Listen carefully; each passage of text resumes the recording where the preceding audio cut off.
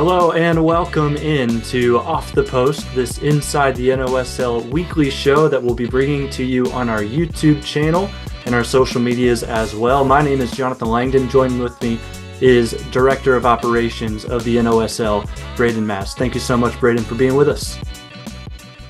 Thanks, Jonathan. It's great to be on here, and I can't wait to see what Off the Post holds for this year. Yeah, and we're going to go ahead and jump right into things because we had 22 goals in our opening weekend of play last week, starting with the highest scoring game, where in fact all 6 goals came from one team. We start at Buckeye Valley High School as Delaware Rising takes on the reigning champions, Greater Columbus, and getting the scoring started is Zach Hunt with that assist by Langdon Kuhn just 3 minutes into the game. Braden, let's take a look at the second goal too, because Jack Kasuji with a hustle goal, getting around the keeper and getting the ultimate tap in. Yeah, that's Delaware Rising soccer right there. They play gritty, and they play hard, and they find ways to get the ball into the back of the net. So you see that there in the second goal by Kasuji. 5 of the 6 goals came in the second half. Here's the second one of the second half. That's a beautiful ball played into the middle over to Ryan Miller, the assist by Brent Rader. And then Zach Hunt, you're going to see here, look at this free kick off the post, but then with the cleanup, a nice save initially by the keeper, but then right there is Zach Hunt to head it in and get his second goal of the game. And then another set piece here in the corner, Ryan Miller with a header right into the upper bins. Yeah, Ryan Miller's a great player. I had the privilege of playing against him when I played for Amish Country, and he's a really good midfielder, creates chances, and has the eye for the finish too. And there's the hat trick for Zach Hunt on that one. Jack Kasuji with the assist. So Kasuji with a goal and an assist. Hunt with the hat trick. Langdon Kuhn also with 2 assists to lead Delaware Rising. They take down Greater Columbus 6-0. Yeah, and Jonathan, I think Langdon Kuhn, seeing him on with 2 assists during this game, that's a bit surprising. Not surprising in the fact that he can assist, but when you see Delaware Rising scoring 6 goals, you expect to see Langdon Kuhn on the score sheet.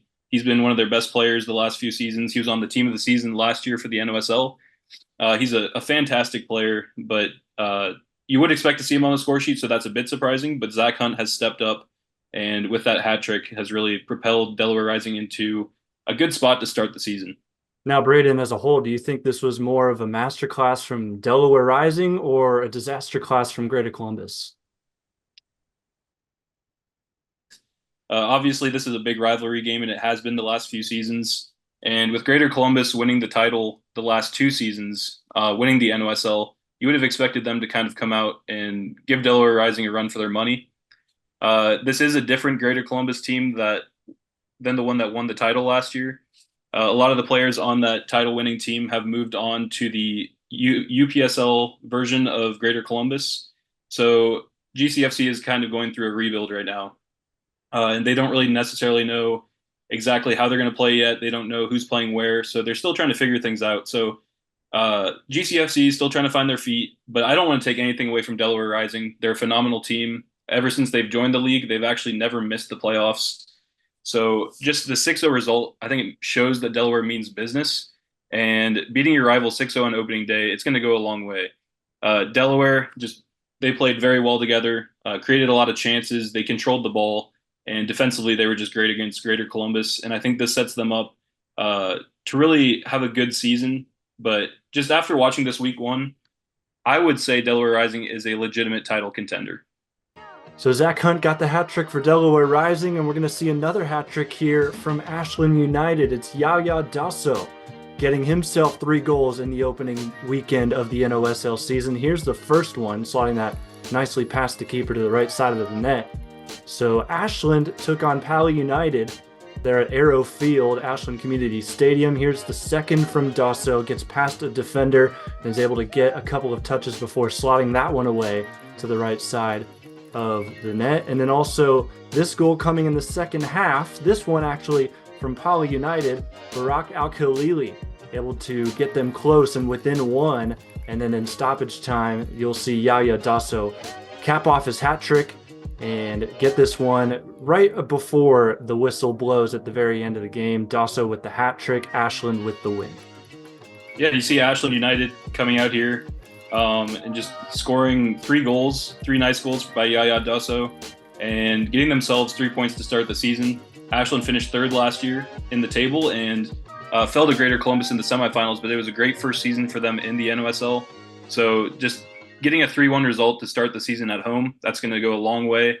Pali United, on the other hand, starting their NOSL campaign in their debut season, I think a 3-1 result at Ashland is not the worst thing you could get, and I think Pali can be happy with how they played. Here's Yaya Doso on his performance. It feels good. It feels good to know that regardless of how many people we have in the bench, we'll be able to pull through and work hard. Because it wasn't an easy game, obviously. We were tired at some point, but we didn't give up, and that's what it's going to take for us to win. It makes me feel good about myself because of a lot of reasons, but it was hard work and willingness to work for each other that led us to win that game. And what's it going to take for you to do it again next Sunday? Training and the dedication that all my teammates have.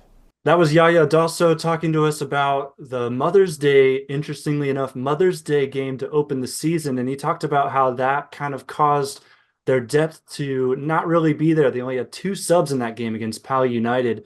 Braden, how much does depth play into an NOSL season? Depth is very important, and I think you can honestly make or break your season. I had seasons with Amish Country United back when I was with them where as a team, we just had the mindset that we could almost beat anybody in the league on any given day if we had our guys show up. Unfortunately, that didn't happen very often, and there was a lot of games where we only had 2, 3, 4 subs, and we definitely felt it in those games, and oftentimes we lost. But the games where we actually had 5, 6, 7 subs, we had a lot better chance of getting a result. And I think a lot of other teams in the league are seeing this too. The more players that they can get there on a game day, the higher likelihood of them actually getting a result.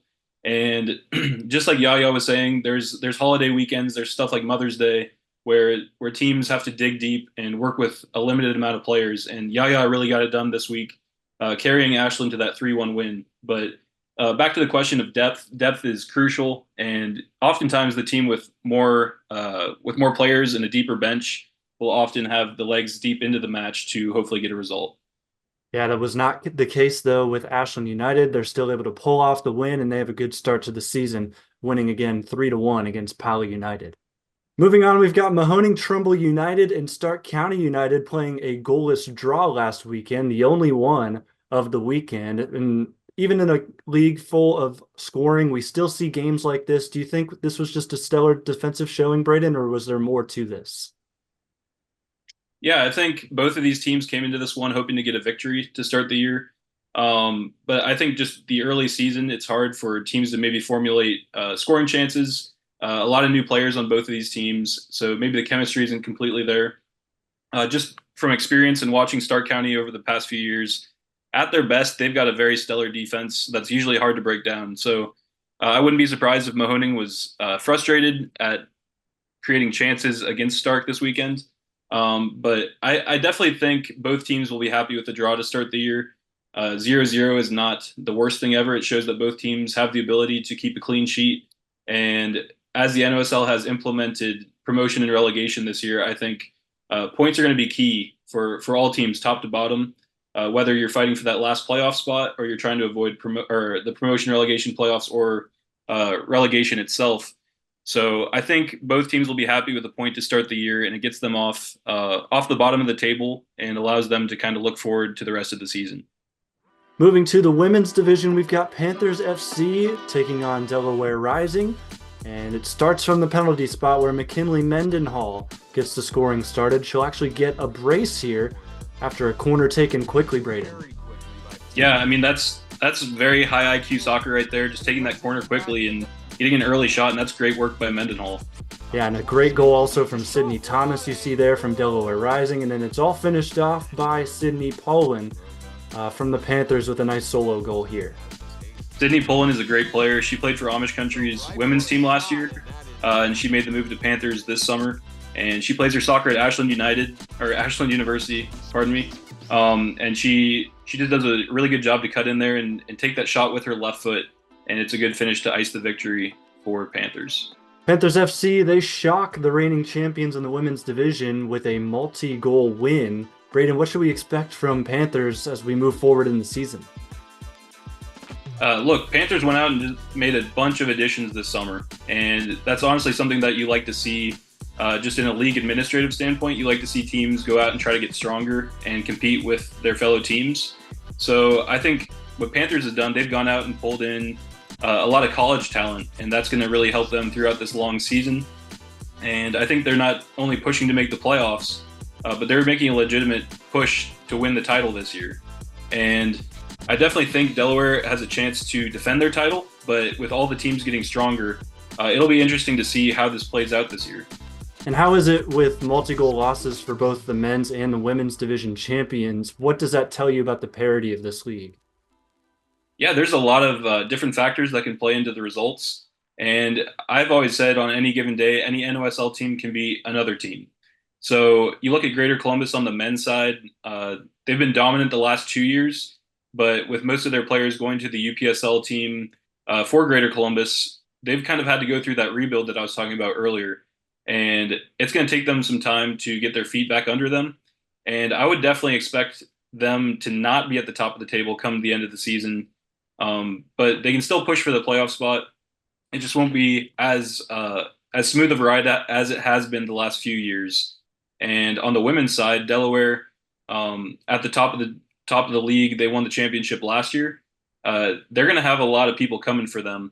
And you look at Ohio City SC on the women's side, they were dominant during the regular season last year, and they just had that short hiccup. They fell short in the final, and I think they're going to be coming back with a vengeance and hopefully push for that title. Panthers FC, we just talked about them. They're a strong side. And then you've got Mansfield Liederkranz and Søsterfoss Balverin, who are both going to be strong as well. So we'll see what they can do. It's going to be a dogfight. We'll see which of those 5 teams makes the top 4 come the end of the season. Up next, we've got Ohio City SC traveling to Malone University to take on Ambassadors FC. You're going to see a first half goal off a defensive mistake by Ambassadors. John Doldner is going to end up getting the penalty kick after that challenge there in the box. He scores the first one for Ohio City, slots it nicely into the left side of the net. And that penalty would open up the scoring. You're going to see here Mateo Durango finishing with the goal he scores on his debut for Ohio City. Unfortunately as well, though, he did suffer a season-ending injury in this game. We wish him the best coming back from that. You're going to see Ambassadors FC get back into things there, making it a 2-1 game just before halftime. But then not even a minute into the second half, Chris Brennan is going to strike for Ohio City SC to put them back up 3-1. And then he's going to score a second one here, coming off of this ball in from the corner, leaves it, and Brennan strikes it right into that right side net. Beautiful goal to cap off a great start to the season for Ohio City SC. Final score, Ohio City SC 4-1 for Ambassadors FC. These two teams met in the NOSL semifinals last season, and we see a similar result here, Braden. Will Ohio City keep themselves atop the table this time around, this year? Ohio City is an extremely strong side, and they've showed over the past few years that they're really focused on winning a title. And they've fallen short to Greater Columbus the last 2 years in the championship game. So I think they're really hungry for winning something. And just seeing them come out with this roster and adding some new guys making their debuts and scoring on their debuts, it's good to see that Ohio City is like really pushing for the title this year. And finally, Mansfield Liederkranz, a new and improved team, started their season at home, taking on Inter Columbus. Mansfield Liederkranz take it 2-1 against Inter Columbus, and they send a warm welcome to Inter to the NOSL. Mansfield was in control pretty much the entire way there in that game. Braden, can they keep that up against some top competition like some of the other teams we talked about before? Yeah, I think they definitely can. Mansfield has been a strong side since they joined, and last year we saw them split their whole player pool into 2 different teams. So I think that kind of watered down both of the teams.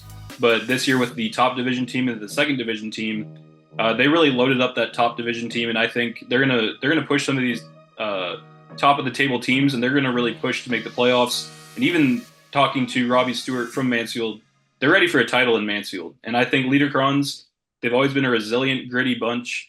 And just with a strong midfield, they've got a good mixture of veteran presence and then also adding in the young talent.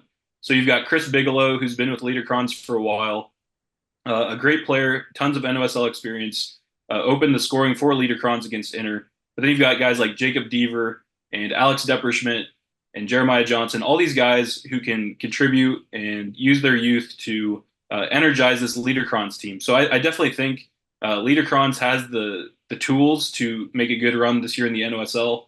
And also the fact that they play a lot of their games at the Liederkranz facility on that grass field. They're used to playing on that. And it's kind of an odd atmosphere for an opposing team to come to. Most games are on turf, but playing on grass is a little bit different. But then you've got the addition of the Liederkranz fans who are sometimes rowdy and make it kind of a difficult place to play for those visiting teams. It's a good combination for Liederkranz to be successful this year.